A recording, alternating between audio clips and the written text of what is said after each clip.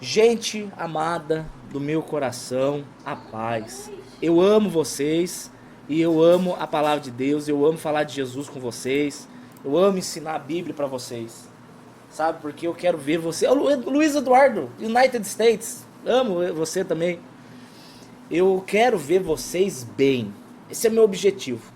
Quero ver vocês conhecendo as Escrituras, andando em santidade e pregando o Evangelho. Esses são meus três alvos. Te ensinar as Escrituras para que você ande em santidade e pregue o Evangelho. Essa é a minha missão, essa é a minha função, essa é a minha vida. É para isso que eu estou aqui, ok? O que eu quero falar com vocês hoje é sobre a igreja que é amiga de Deus. Quero deixar claro uma coisa para começar. Eu amo o congregar, ok? Olha só o que fala aqui em Hebreus capítulo 10. Olha que interessante. Verso 25. Verso 24, né? Verso 23. Retenhamos firmes a confissão da nossa esperança. Quem é a nossa esperança, Elinéia? Jesus Christ. Gente, ó, olha o que Elinéia tá fazendo. Bolo, para variar. Bolo de chocolate. Retenhamos firmes a nossa confissão de esperança. Esperança de Jesus. Porque Ele é fiel. E é fiel aquele que prometeu. Consideramos-nos uns aos outros. O que é considerar? Reconhecer, amar, elogiar, cuidar, levantar, respeitar, ensinar, consolar, corrigir. É você considerar o outro superior a você. Primeiro para ele, depois para mim. Primeiro ele, depois eu. É isso, assim que funciona. A Jéssica Galeno tá querendo bolo. Ela é personal trainer, ela não pode. Azevedo Amada, eu tenho uma dica para você sobre a Bíblia. Olha no YouTube lá, Daniel Saad, como ler a Bíblia, tá? É um assunto para você, mas espera acabar esse ao vivo. Considerando uns aos outros. Pergunta, como é que eu vou considerar um ao outro se eu não ando em comunhão? Como é que eu vou considerar se eu não tenho uma vida em intimidade e em comunhão com essa pessoa? Por isso a preciosidade das igrejas denominações. A igreja que Jesus criou não é a igreja de denominação. Eu vou explicar isso em detalhes. Mas eu estou mostrando aqui que você não deve ficar sem comunhão na sua denominação, na sua congregação, na sua comunidade. Dê o nome que você quiser. O nome não me interessa. Interessa é você ser um excelente servo do Senhor e não um excelente membro. Muitas igrejas ensinam você a ser membro. E na verdade elas têm que ensinar você a ser filho. Considerando uns aos outros para nos estimular ao amor e às boas obras. Não é uma estimulação aqui, um estímulo para discussões teológicas. Isso aqui não é um estímulo para provar quem tem razão. Não é um estímulo para ver quem tem mais membros, quem tem mais sucesso, quem tem mais curtidas. Isso é coisa de gente idiota, gente infantil, gente criança, cara. A nossa intenção é amar e estimular as pessoas a realizarem as boas obras. Dani, o que é uma boa obra? Eu vou explicar aqui pra você, ó. Boa obra é diferente. Eu sempre esqueço isso. Boa obra não é obra boa. O contrário. Obra boa não é boa obra. Obra boa não é movida por intenção correta. Deixa eu aumentar aqui só porque vai precisar. Mas é boa. Boa obra. Motivada pelo Espírito Santo. Aqui que está... Cara, que coceira na orelha. Aqui que está a grande diferença. Atravessar uma velhinha na rua. Dar a mão para a velhinha atravessar a rua. É uma obra boa? Se foi motivada por qualquer coisa sem ser o Espírito Santo, é uma obra boa. Ela é boa. Mas muitas vezes a motivação está errada. Exemplo, a pessoa vai atravessar com a velhinha, por quê? Porque tem pessoas vendo e ela quer ser reconhecida como uma boa pessoa por aí para as outras. A obra é correta, mas a motivação é errada. Ou você vai fazer porque você quer cauterizar a sua consciência. Eu estava assistindo esses dias com ele, Modern Family, e a menina estava traindo o namorado com outro carinha. E o carinha bonzinho. Aí o carinha bonzinho ficou com a consciência pesada. Aí ele fez o quê? Foi doar dinheiro para órfãos. E aí ele falou pra ela, precisamos parar de fazer isso. O quê? Traiu o namorado dela. Aí ela, por que nós precisamos? Ele falou, porque eu já estou ficando sem dinheiro para doar para as crianças carentes. Então, a doação dele É uma obra boa ou uma boa obra? É uma obra boa. Por quê? Porque ela traz resultados bons, vai trazer dinheiro pros órfãos para cuidar, comprar comida, roupa, brinquedo, etc. Então é muito bom, mas a motivação tá errada. Então a boa obra é quando a obra ela é motivada pelo Espírito Santo. O interesse é agradar e honrar a Deus, expandir o reino, mostrar o amor de Deus. Então vou dar um exemplo disso. Oferta na igreja. Quando a pessoa ela oferta porque ela foi desafiada a ofertar, ou ela oferta porque ela quer repreender devorador, ou quando ela oferta porque a intenção dela é receber o dobro de Deus. Dobra, doa, abençoa aqui, queima aqui na fogueira, faz um sacrifício que Deus vai te dar o dobro. Cara, isso não é uma boa obra diante de Deus, porque não é motivada pelo Espírito Santo. É até uma obra boa, dependendo do caso, porque pode ser que a igreja use aqueles recursos para coisas lícitas. Diferente de pastores aí, né? Que Deus trate essas pessoas. Eu não quero ficar falando para não me estressar, porque eu tenho ódio de algumas coisas. Eu tenho ódio de mosquito, tenho ódio de barata que voa, eu tenho ódio de escapamento de moto, eu tenho ódio de banha localizada, eu tenho ódio de falso pastor e falso profeta. Ódio real, só Deus para me tratar. Preciso de cura. Pode até ser uma boa obra, até pode ser uma obra boa, a pessoa dá o dinheiro para a igreja, ela vai ajudar, vai ser bem usado, graças a Deus. Mas se a intenção dela não é participar da obra como se fosse para Deus, ela está fazendo com interesse. E de acordo com 2 Coríntios 9, Deus nem recebe essa oferta. Ele nem recebe essa adoração, nem recebe. Por quê? É uma obra boa, mas não é uma boa obra. Então nossos estímulos uns com os outros na congregação é para nos estimular a amar e as boas obras, que são realizadas pelo Espírito Santo. Não deixando a nossa congregação, como é costume de alguns. Antes, admoestando-nos uns aos outros. Admoestar é puxar a orelha com amor. Isso é admoestar. Você chegar para a pessoa e falar, você está errado, o que você está fazendo não é de Deus. Eu vou fazer mais para frente um ao vivo sobre o livro dos Jubileus, que é fenomenal. Eu tô apaixonado por esse livro. E tem uma parte que fala, Enoque fala com os anjos, ele está conversando com os anjos, e ele diz assim, que ele precisa alertar os homens, porque Deus nos cobrará de todas as vezes em que nós fomos péssimos anunciantes, oráculos, a palavra dos oráculos. O que é um oráculo? É quando você vê o pecado e você não avisa por covardia. Ezequiel 33 diz que nós somos péssimos atalaias quando nós fazemos isso. E Deus vai cobrar da gente. Então quando você vê uma pessoa no erro, você tem que avisar a pessoa que ela está no erro. Você não tem que condenar a pessoa, ok? Você não vai chegar para a pessoa e falar, você está errado, você vai pro inferno. Você não é juiz para saber, topeira. Como é que você vai saber, ô mula sem cabeça? Você tem que chegar para a pessoa e falar, cara, o que você está fazendo não é uma atitude de pessoa salva. Não agrada a Deus. Então se a pessoa rejeitar, você lava suas mãos. Mas se você não falar, Deus vai cobrar. Perguntaram para mim se pode ler o livro de Enoque. O livro de Enoque, o livro dos Jubileus, eu amo aqueles livros.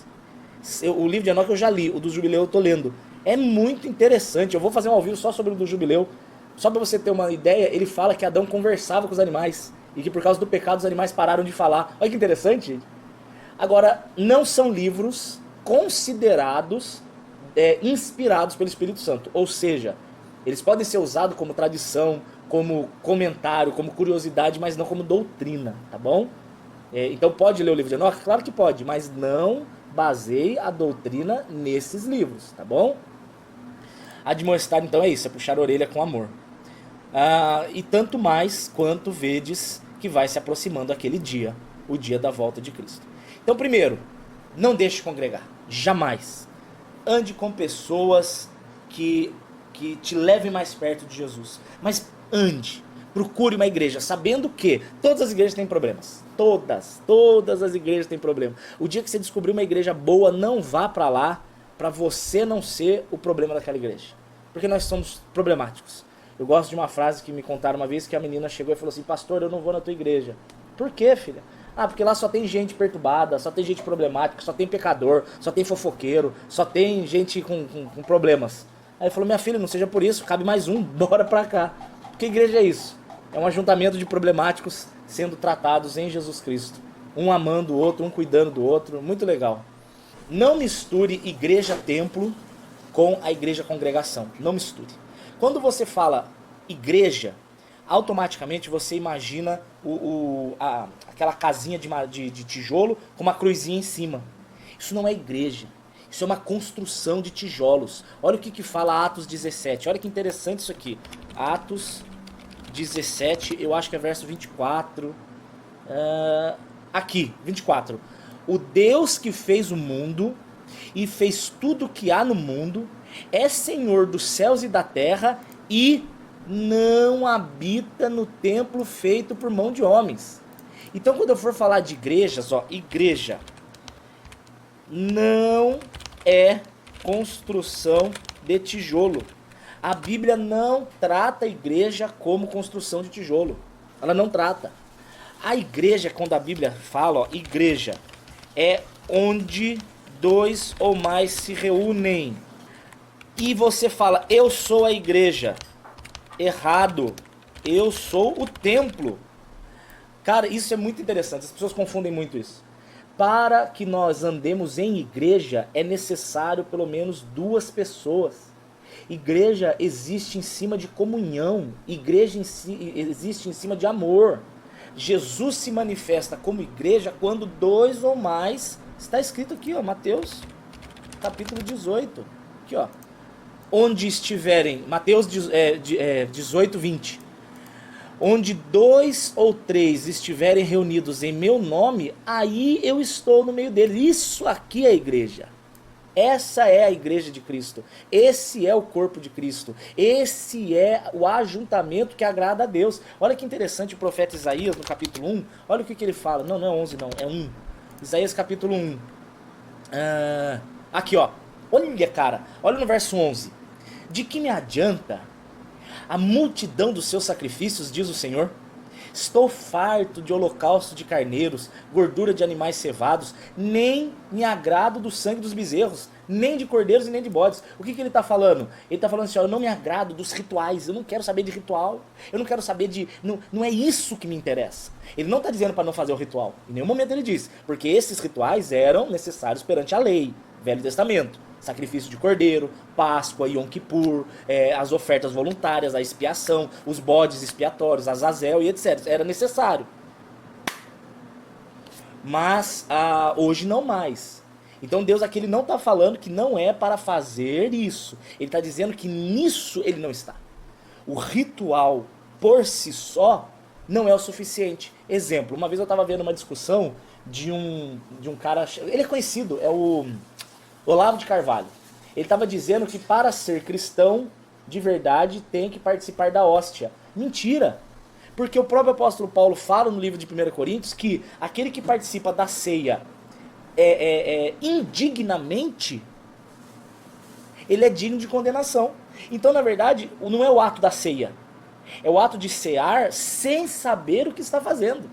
É o ato de cear sem estar dando o devido respeito, o devido entendimento, com a mente esclarecida sobre o que você está fazendo. Isso é tomar a ceia indignamente, não é tomar em pecado.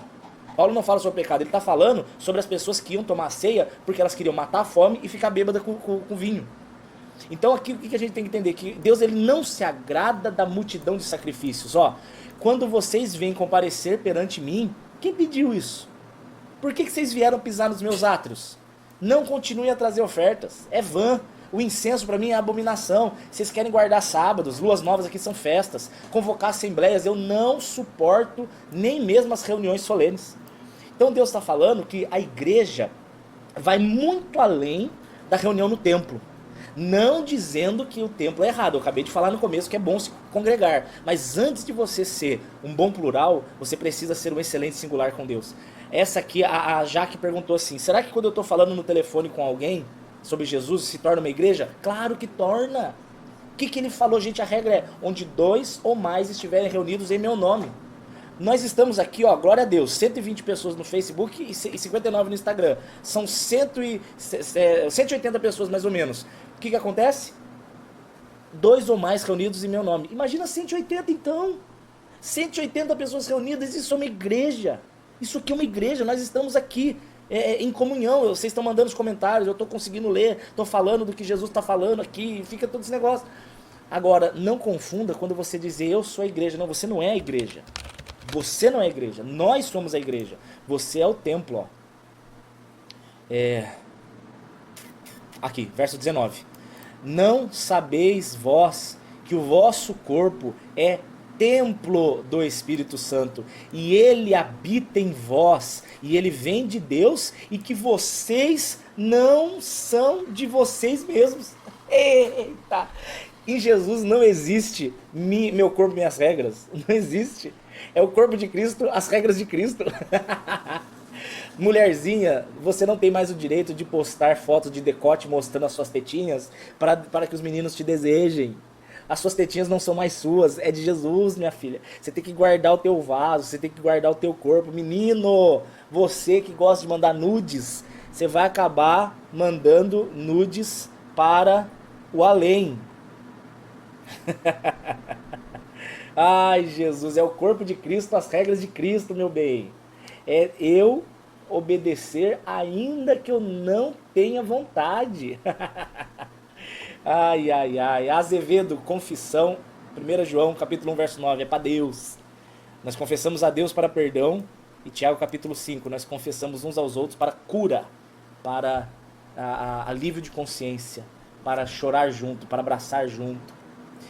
Se você tem alguma dúvida fora do assunto, você pode mandar um e-mail para mim, viu, gente? daniel.saad@uol.com.br. Provavelmente eu já tenho algum vídeo sobre o assunto, porque eu tenho 1.200 vídeos no YouTube. Com certeza vai te ajudar, que Deus permita.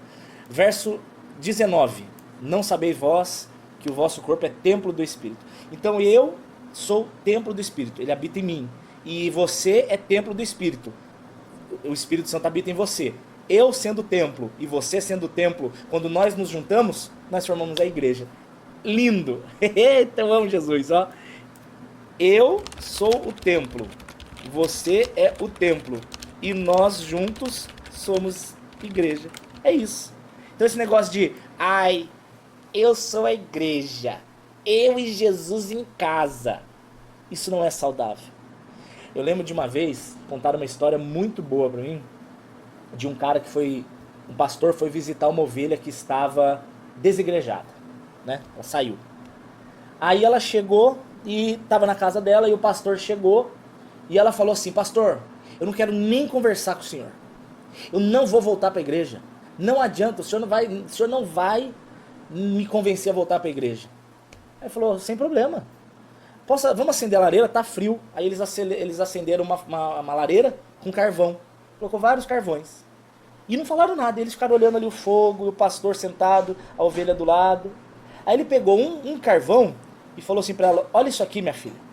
E ele pegou aquele carvão e tirou do meio dos outros carvões e colocou bem longe. Aí aquele carvão estava pegando fogo, ele começou a apagar, ele ficou brasa, a brasa escureceu e o carvão apagou. Quando o pastor olhou, a menina estava chorando. E ela olhou para ele e falou assim: pastor, eu entendi o que o senhor quis dizer. Fora da comunhão, fora da igreja, fora da congregação, a chance de eu esfriar e a chama apagar é muito grande. Ovelha anda em bando, ovelha anda junta. Você vai ver vários animais solitários. Você vai ver lobo solitário, você vai ver porco do mato, você vai ver cavalo do mato, você vai ver gato do mato. Mas você não encontra a ovelha do mato. A ovelha não sabe andar sozinha, a ovelha não pode andar sozinha. A ovelha precisa ser pastoreada, primeiro por Jesus e segundo por algum líder. É necessário ter líder. Eu tenho momentos que eu estou muito triste. Eu tenho momentos que eu preciso confessar pecado. Eu tenho momentos que eu preciso entender alguma coisa das escrituras. Eu tenho as pessoas que eu amo, para as quais eu corro. Eu não sou uma pessoa sem líder. Eu não sou uma pessoa que fala o que quer e não dou satisfação a ninguém. Eu não faço isso. Tem pessoas que, se me verem escrevendo ou pregando alguma coisa errada, elas vão vir puxar minha orelha e eu vou ouvir. Nós temos que ser pastoreados, nós temos que ser cuidados. Isso é necessário. Porque nós juntos somos a igreja e nós sozinhos somos o templo. Mas para eu ser uma igreja saudável, eu preciso ser um templo saudável. Você não pode colocar na igreja ou na congregação a obrigação de te dar intimidade com Deus. Não é a igreja que te dá intimidade com Deus. A igreja não me esfria, ok? Eu não posso colocar que você, por exemplo, que me assiste, né? Você que me acompanha, você que, enfim, participa da obra, nós que estamos juntos. Eu não sou responsável por orar por você. Eu não sou responsável por te dar intimidade com Deus. Eu não sou responsável por resolver os seus problemas. Eu não sou. Eu não sou Jesus, cara. Eu sou responsável em te mostrar a porta. Falar, aqui é a porta. Esse é o caminho. Essa é a verdade. Eu apresento para você o Evangelho.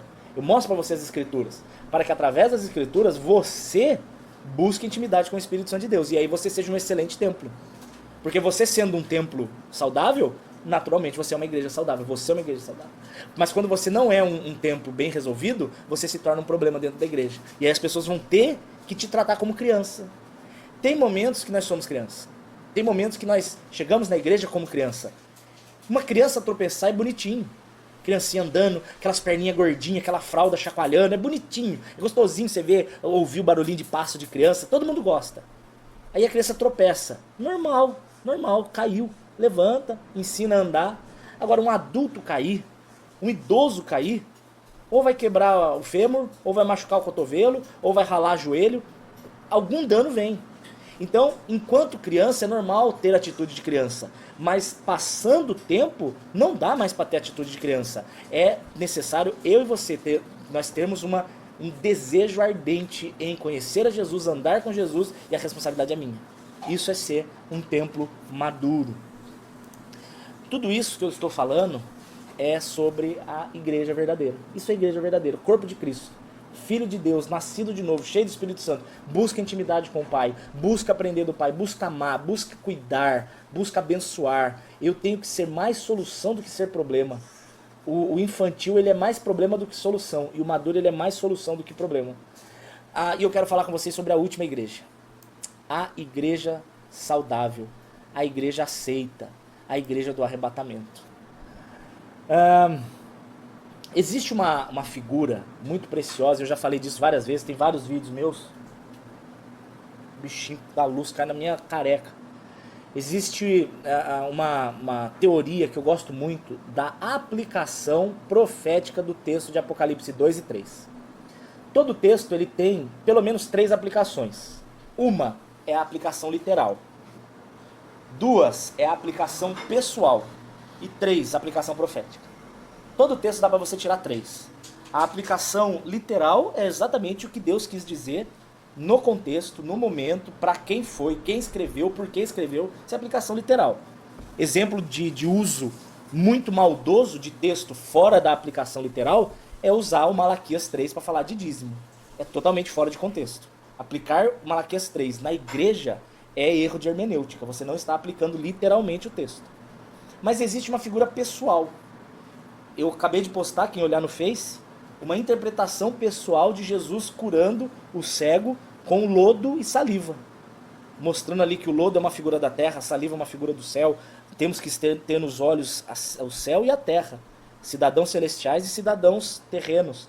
Isso é uma aplicação pessoal. Isso fala comigo. E existe uma aplicação profética, que é uma aplicação pro povo de Deus, para a igreja. O texto de Apocalipse 2 e 3, ele tem uma aplicação pessoal, quando você vai ler os textos, parece que está falando com você. Tem uma aplicação literal, realmente existiam as 7 igrejas, eram 7 cidades diferentes. E existe uma aplicação profética.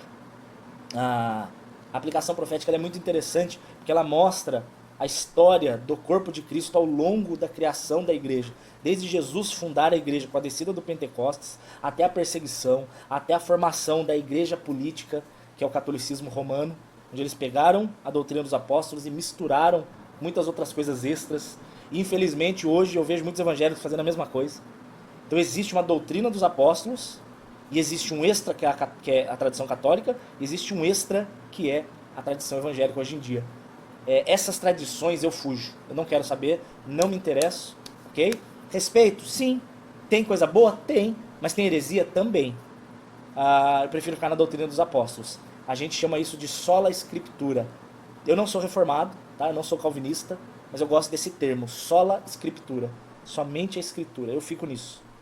E dentro da sola escritura, dentro da só escritura, mostrando ali a história da igreja, nós vamos chegar nas duas últimas igrejas, que é a igreja Filadélfia e a igreja de Laodiceia. A igreja de Laodiceia é a igreja que o povo manda. Não é Deus que manda, é o homem. A igreja de Laodiceia é a igreja antropocêntrica. Não é a igreja cristocêntrica. É a igreja onde o que interessa é a minha bênção, o que interessa é a minha vitória, o que me interessa é a minha prosperidade. Oi? O que interessa é o sucesso do homem. Então você vai ver pregações coach, você vai ver pastores ostentando, você vai ver briga por título, briga por número, briga por tamanho, briga por brilho, por ouro, por representação visual, status, cara. Nossa, é triste, é triste. Deus me livre de Laodiceia. E existe a igreja de Filadélfia. Eu sempre preguei que a igreja de Filadélfia esfriava e se tornava a igreja de Laodiceia na história da igreja. Hoje Deus me deu uma visão diferente, de que a igreja de Filadélfia é o remanescente fiel no meio da igreja de Laodiceia. Então eu vou colocar aqui para vocês entenderem, ó, igreja Filadélfia e igreja Laodiceia. É como se a igreja hoje, o corpo de Cristo hoje, estivesse com um remanescente fiel. Esse aqui está corrompido, mas este aqui ainda carrega as marcas de Cristo. Este aqui é Filadélfia e este montante é Laodiceia. Infelizmente hoje a maior parte da igreja evangélica e católica não é formada de pessoas que nasceram de novo. Não é. Não conhecem a Jesus, não conhecem o poder do Espírito Santo, não têm intimidade com Deus, não têm amizade com Deus, não vivem em santidade. A quantidade de crentaiada que vive no pecado. Eu conheço católicos que vão para carnaval, conheço vários, vão para carnaval, transam o quanto querem, enche a cara o quanto querem, fuma, usa droga, apronta, causa. Mas na quarta-feira tá lá tomando a cinza, por quê? Porque precisa ser perdoado. Não será perdoado, porque não nasceu de novo. Não, você não é perdoado por atos. Você é perdoado quando você nasce de novo. Sabe um exemplo disso? Na igreja, vou mostrar isso pra você na igreja evangélica, um erro também, porque aqui eu bato dos dois lados. Quando você ora pedindo perdão a Deus, Senhor, me perdoa. Senhor, me perdoa. Aí você fica orando, por quê? Porque a pessoa acha que ela precisa pedir perdão, e porque ela pediu perdão, então Deus vai recompensá-la e vai perdoá-la. Ou seja, ela vai ser perdoada pela graça? Não, pelo mérito. Ela pediu perdão e foi perdoada. Então o perdão se torna uma recompensa e não uma graça imerecida. Então tá errado. Você não vai encontrar a Bíblia te ensinando a pedir perdão. Ela ensina você o quê? A buscar arrependimento e confessar a Deus os seus pecados. A Bíblia ensina a confessar.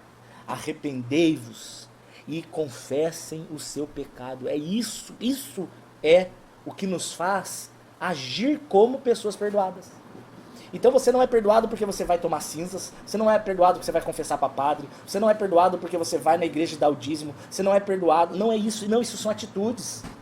Atitudes não convencem Deus, atitudes não compram Deus, atitudes não te dão mérito de ser perdoado. O perdão não é um mérito, não é uma recompensa, não é um salário.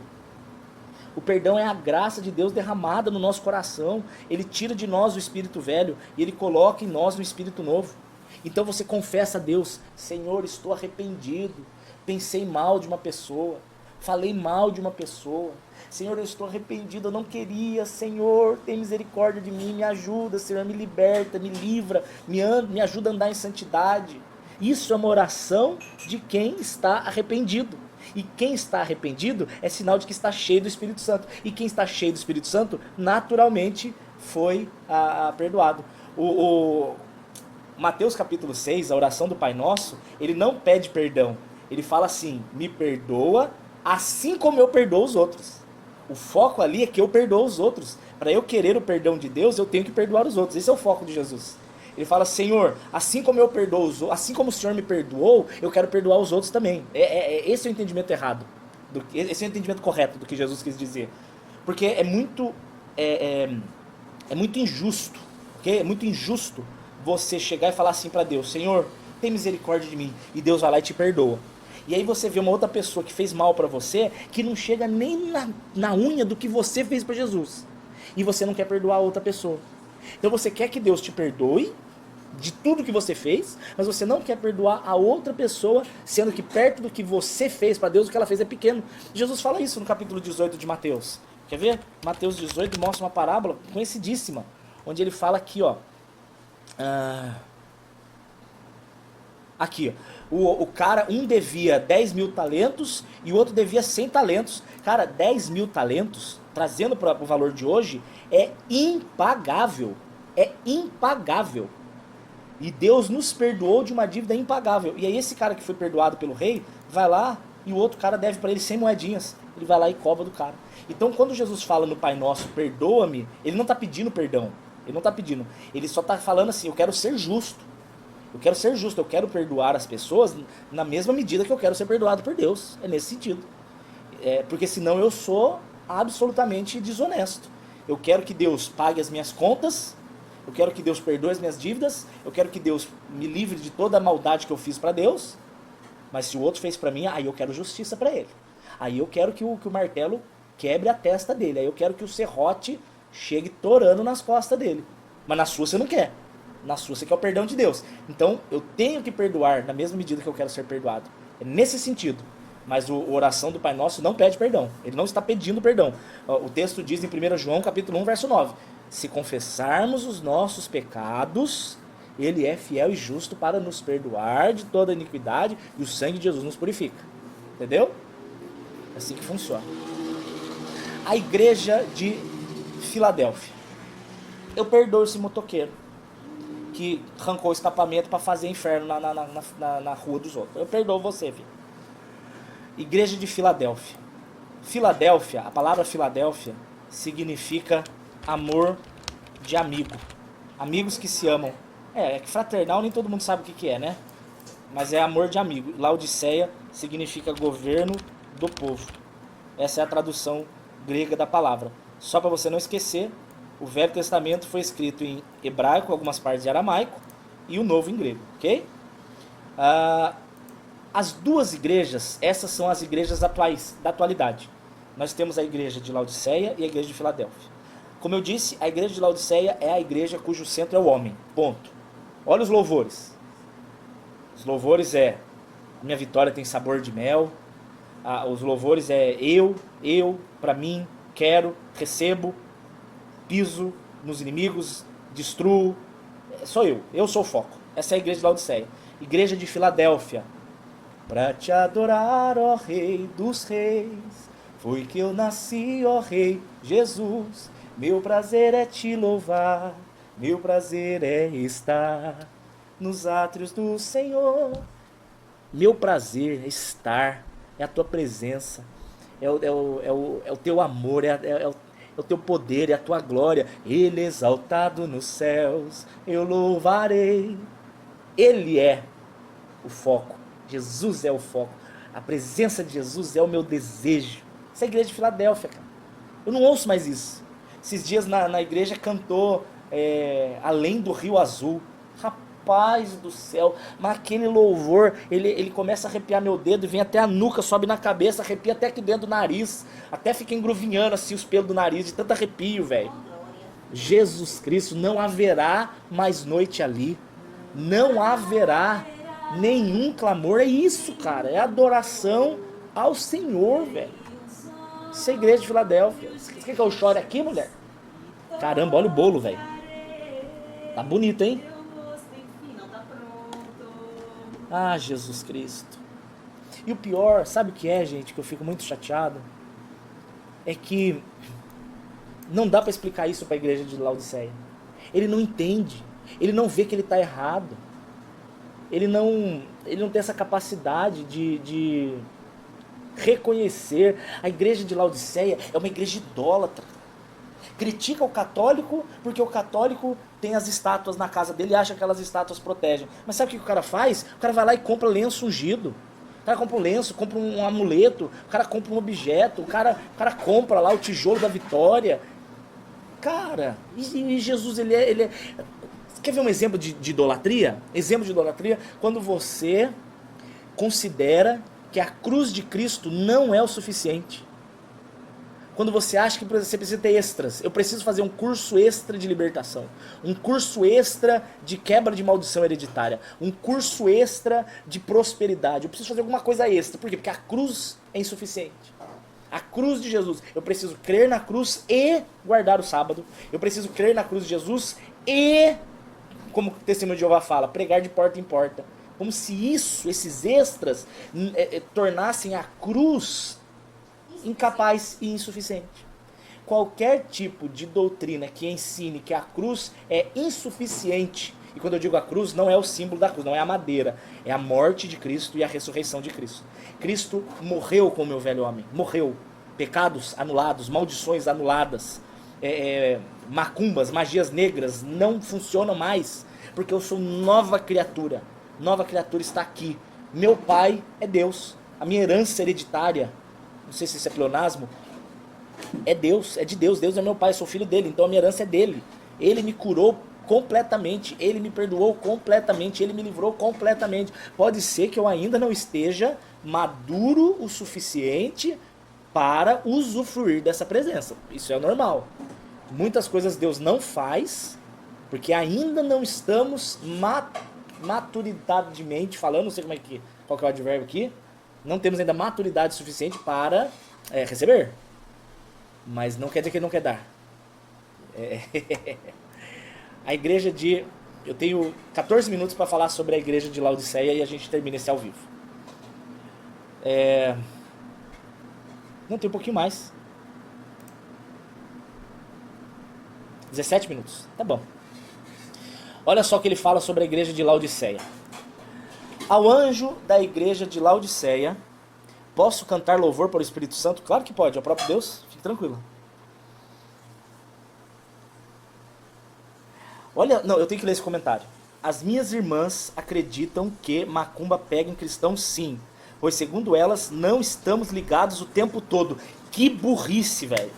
A partir do momento que o Espírito Santo habita em mim, ele habita em mim. Ele habita em mim. E se ele habita em mim, como é que eu não estou ligado nele? A Bíblia diz que eu e Cristo somos um. Salmo 91. Aquele que habita no esconderijo do Altíssimo, eu habito nele. 1 Coríntios 6. O Espírito Santo habita em mim. Eu habito nele, ele habita em mim. Eu moro nele, ele mora em mim. É uma dupla morada, estamos juntos. Jesus, por que o povo não lê as suas escrituras, Jesus? Ai, Deus do céu. Desculpe falar burrice, tá? Eu sei que é um pouco agressivo, me perdoem. Mas é angustiante ver que coisas estúpidas se ensinam nas igrejas. Caramba, velho, a escritura é tão simples. Jesus é tão simples. Jesus ele revela, gente. Ele revela, ele diz, João 16, o Espírito da verdade que vos ensinará todas as coisas. Eu vou enviar ele. Cadê aquele versículo que diz que o maligno não lhe toca? É 1 João 5,18. A Samira perguntou, aquele que é nascido de Deus não vive no pecado, e o maligno não lhe toca. Perguntaram de brechas, a Molira. O Instagram é complicado, né? Não tem o nome certo das pessoas. A Molira perguntou assim, Dani, e quando há brechas, é possível ou não? É possível Satanás te tocar. É possível Satanás te trazer algum tipo de dano. É possível. Porque quando nós estamos andando em desobediência, aí nós damos legalidade. Deixa eu falar um pouquinho sobre isso. Bem simples, bem simples. Débora, que bom que você tá aí, rainha do gado. Sou desse chão onde o rei... A Bíblia diz que o anjo do Senhor acampa ao redor daqueles que o temem e os livra. Isso está no Salmo 34. O anjo do Senhor acampa ao redor. Vou desenhar aqui para você ver. Ó. Então você está aqui e a Bíblia diz que o anjo do Senhor acampa ao seu redor. Grave essa palavra. Redor. Isso está em Salmo 34. Aí diz em 1 Pedro, no capítulo 5, que o anjo do que o inimigo, o diabo, o vosso adversário, anda ao vosso derredor. Então ele está ao derredor. Ou seja, para chegar em você, existe um anjo. Só que eu e você, nós não somos seres infalíveis. Não somos. Nós erramos, nós tropeçamos. Por isso que nós confessamos. Nós confessamos E ao confessar, essas brechas são fechadas. O problema é como diz Hebreus capítulo 10. Quer ver? Vou abrir aqui de novo. Eu fechei, eu li Hebreus 10, vou ler de novo. Ó. Quer ver? Hebreus 10. Deixa eu achar aqui o verso. 26. Porque se voluntariamente permanecermos no pecado. Aqui fala pecarmos voluntariamente, mas aqui ele está falando sobre uma voluntariedade, um desejo em permanecer no erro. Olha só que interessante que fala João capítulo 3. Quer ver? João 3. Ó, a condenação não é o pecado. A condenação está escrita aqui, ó. João 3, acho que é 17. Aqui. Deus ele enviou o seu Filho ao mundo não para condenar o mundo, mas ele enviou para que o mundo fosse salvo. Quem crê não é condenado, mas quem não crê já está condenado. E esta é a condenação. A luz veio ao mundo e os homens preferem as trevas, ou amam mais as trevas. Então, ele não diz que o pecado dá brechas, porque o pecado é tropeço. Eu posso tropeçar, eu posso pensar uma besteira, eu posso desejar uma besteira, eu posso falar uma besteira. Isso é uma brecha. Mas, como o Espírito Santo habita em mim, o Espírito Santo vai gritar, os meus ouvidos espirituais vão ouvir e o meu coração vai se arrepender. Por isso que eu confesso. Eu não confesso para ser perdoado. Eu confesso porque eu fui perdoado e isso me traz arrependimento. Por isso que eu confesso. As pessoas... Eu estava esses dias conversando com um cara numa loja e ele falou assim: eu acho muito injusto a pessoa chegar no final da vida e pedir perdão e Deus perdoar. Eu falei, mas Deus não perdoa se pedir perdão. Aquela pessoa, para ser perdoada por Deus, ela tem que ter um real arrependimento. Caso contrário, o pedido de perdão dela é remorso. Não é movido pelo convencimento do Espírito. É movido por medo da morte, é movido por medo das consequências. Quantas vezes eu já vi gente chegar para mim e falar: pastor, ora por mim, eu aceito a Jesus. Por quê? Porque a pessoa está numa situação onde ela vai ter um problema muito grande, velho. Ela vai estar sendo processada. Então eu vou atrás de Jesus para encontrar solução para o meu processo. Não vai encontrar Jesus, velho. O arrependimento ele é demonstrado através da confissão. Não é a confissão que traz o arrependimento. Não invertam os fatores. Então eu cometer um erro não abre brechas. O que abre brechas é quando eu cometo um erro e o Espírito Santo vem e ele fala que eu estou errado. E a palavra de Deus, eu costumo dizer que Deus avisa 3 vezes. 1, ele avisa pelo Espírito Santo. 2, ele avisa na Escritura. 3, ele avisa usando um profeta. Se você ignorar essas 3, 4 é o diabo te pegando. Pode ter certeza que o diabo vai arregaçar a tua vida e porque Deus permite. Então, permanecer no pecado, isso sim traz brecha. Não é o pecar, é o permanecer no pecado. Anjo da guarda, existe? Claro que existe. Salmo 34, o anjo do Senhor acampa ao redor dos que o temem e os livra. Salmo 91, aos anjos dará ordens ao teu respeito para que te guardem em todos os seus caminhos. Mas não diz de um específico. Né? Eu tenho o meu anjo da guarda. Não diz. A Bíblia não tem nenhum texto que garante isso. Alguns dizem aquele texto de Atos sobre o anjo de Pedro. Aquele texto não está dizendo isso. Então, na verdade, a anjo da guarda como sendo um específico para mim, pode ser que sim, tá? Não estou dizendo que não, mas a Bíblia não diz. Eu creio que não. Eu creio que todos os anjos estão a serviço de Deus para os filhos dele. Como diz Hebreus capítulo 1. Igreja de Filadélfia. Igreja... Sobre amigo de Deus. Boa pergunta. Como é ser amigo de Deus? Aquele que diz que me ama... Me obedece. 1 João 2. Filhinhos, estas coisas... Boa pergunta, Pablo, já vou falar disso. Meus filhinhos, estas coisas eu vos escrevo para que vocês não pequem. Mas, se alguém pecar, temos um advogado para com o Pai, Jesus Cristo o justo. Ele é a propiciação pelos nossos pecados. E não somente os nossos, mas pelo do mundo todo. E nisto sabemos que o conhecemos. Aqui está o X da questão. Aqui está o que é ser amigo de Deus. Eu vou até escrever essa frase. Amigo de Deus é aquele que obedece os seus mandamentos. Ou seja, santidade e obediência. impossível sua vida dar errado, andando em santidade e obediência. Essa frase tem que estar guardada. Agora pergunta, qual é o mandamento? Quais são os mandamentos? 1. Amar a Deus acima de tudo. 2. Amar o próximo. Esses são os mandamentos de Jesus. Está aqui. Amar a Deus acima de tudo e amar o próximo. Se você amar a Deus e amar o próximo, você obedece todos os mandamentos. Você não vai matar, você não vai roubar, você não vai destruir, você não vai mentir, você não vai trair, você não vai adulterar. Você não vai fazer... Se você amar a Deus e amar o próximo, você cumpre todos os mandamentos. É isso que Jesus quer. Como é que eu faço para ser um amigo de Deus? O amigo de Deus, ele... Olha, deixa eu continuar lendo o texto aqui que você vai entender. Ó. Aquele que diz, eu o conheço, mas não guarda os seus mandamentos, é mentiroso. Não está a verdade nele. Lembrando que a verdade, biblicamente falando, é uma pessoa. Né? João 14,6. Eu sou o caminho, a verdade e a vida. Jesus é a verdade. Então, se ele fala que a verdade não está nele, ele está falando que Jesus não está nele.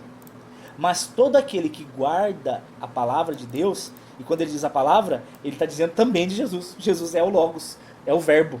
João capítulo 1. E o Verbo se fez carne. Jesus é muito top, velho. Aquele que guarda Jesus, aquele que guarda a sua palavra, aquele que guarda os seus ensinos, aquele que guarda as suas promessas, o amor de Deus está nele verdadeiramente aperfeiçoado. Por que aperfeiçoado? Aperfeiçoado significa que eu não estou vivendo ainda a plenitude, mas eu estou vivendo mais do que ontem. Ainda não sou quem eu desejo ser, mas eu não sou mais quem eu era. Filhinhos, ainda não somos quem haveremos de ser. É 1 João 3,2, quer ver? 1 João 3. Ó, amados, agora somos filhos de Deus. E ainda não é manifestado o que haveremos de ser. Ainda não somos o que haveremos de ser. Mas sabemos que quando Jesus se manifestar, o arrebatamento da igreja, nós seremos semelhantes a ele. Ele está falando aqui de corpo glorioso. Então hoje eu e você somos falhos. Eu e você erramos.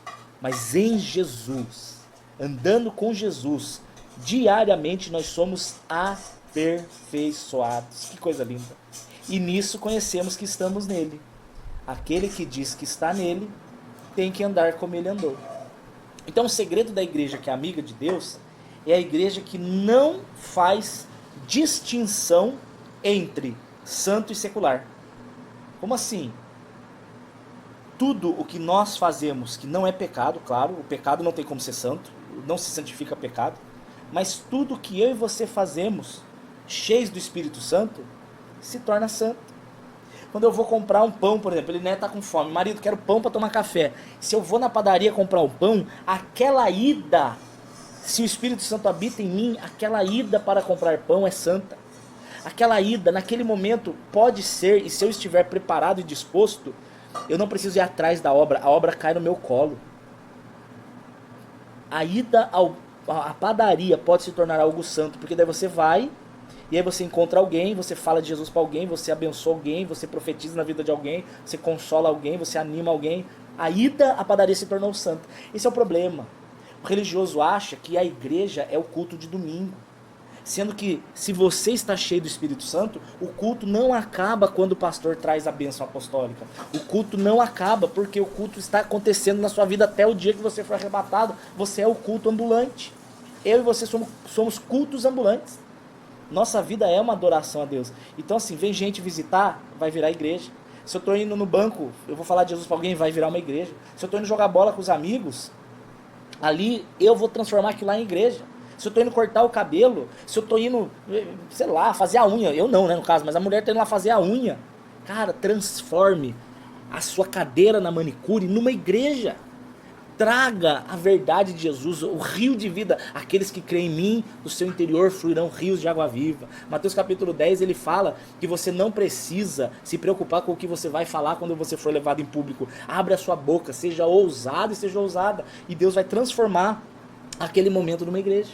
Aquilo vai virar uma igreja. Deus, ele se manifesta nessa terra usando os filhos.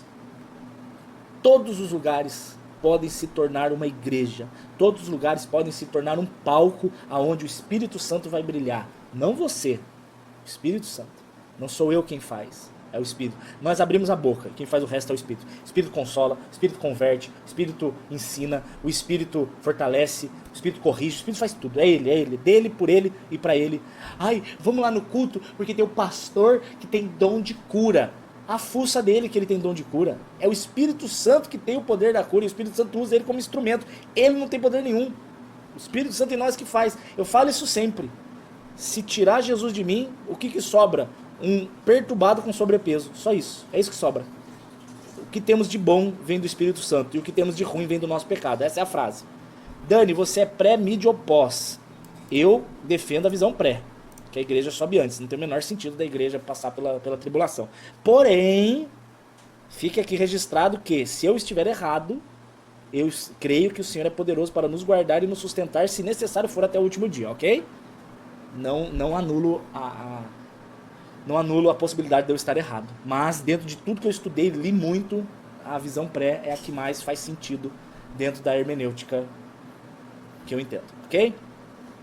É isso, gente. Ser amigo de Deus é transformar toda a nossa vida em um culto a Ele. Todos os momentos. Todos os momentos. Amém, gente? Amo vocês. Segunda-feira... Ah, Pablo, boa pergunta. Deixa eu colocar aqui. Se alguém quiser participar dessa obra, por favor, manda um e-mail para mim, tá? daniel.saad@uol.com.br. Aqui tem o número do Pix, se alguém quiser abençoar. Porque eu nunca vou cobrar para pregar, sempre vou falar isso. Mas se alguém quiser abençoar, essa obra vive através de Deus usando pessoas para abençoar. Eu e Eliné não temos mais trabalho. Nós largamos mão da nossa vida profissional para cuidar de vocês. Pablo diz: Dani, a interpretação pessoal então seria a única que poderia ter diferentes opiniões sobre o texto. Perfeito. Pois a interpretação literal e profética são exatamente o que está sendo dito na palavra. Perfeito. Maravilhosa a sua conclusão. Interpretação pessoal, ela não pode se tornar doutrina, ok? Eu não posso dizer que é aquilo que o texto está dizendo. O texto está dizendo o literal, mas eu posso dizer, ó, Deus está falando isso comigo. Vou te dar um exemplo disso, tá? Conheço uma pessoa que, lendo o texto de Jericó, de Josué em Jericó, a pessoa rodou 7 vezes em volta de uma casa que ela queria comprar. O texto diz para fazer isso? Não. Mas ela disse que Deus disse isso para ela. Pode ser que Deus disse? Pode, claro que pode. Ou pode ser que ela se enganou, também pode.